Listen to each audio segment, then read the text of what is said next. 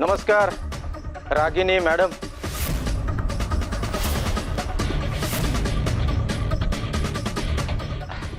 जाधव साहेब तुम्ही या ना. यस. बसा. काय म्हणता?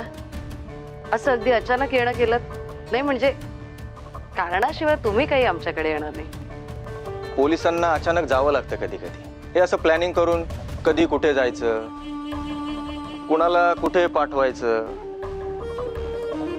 हो, एवढं कसलं जमतंय आम्हाला.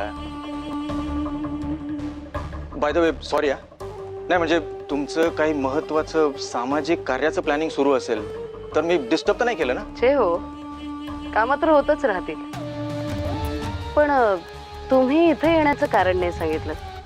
ते म्हणजे युनिफॉर्म नाही, ऑफ ड्युटी, अचानक आलात म्हणजे काहीतरी कारण असेलच ना? अहो मॅडम, पोलिसांची ड्युटी 24 तासाची असते. युनिफॉर्म नसलं तरी आमचं काम चालूच असतं. आम्ही समाजाच्या सेवेसाठी काम करतो. तुमच्या संस्थेत तुम्ही सुद्धा तेच काम करता ना? अर्थातच. हा, आता म्हणजे आपलं क्षेत्र वेगळं आणि काम करण्याची पद्धत वेगळी, एवढंच काय तो फरक आहे. काय घेणार तुम्ही? हा? चहा, कॉफी की अजून काही? हो नाही नाही नाही, काहीच नको. त्या दिवशी आपली घाईघाईत भेट झाली. तुमच्या संस्थेचं काम नेमकं कसं चालतं हे जाणून घेण्यासाठी येईल असं म्हटलं होतं मी.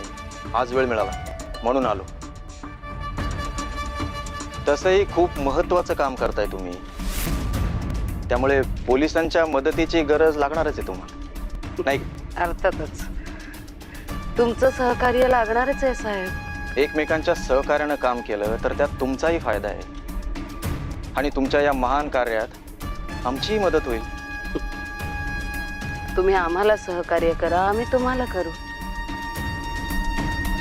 दीपा. ओ,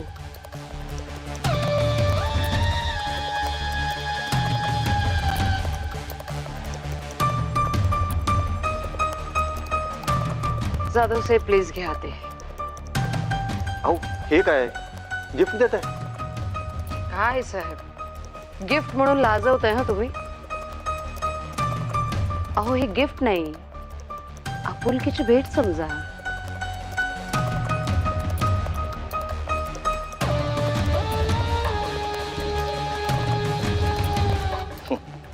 अरे वा, आवडलं आम्हाला तुमचं हे गिफ्ट. ओ सॉरी, आपुलकी.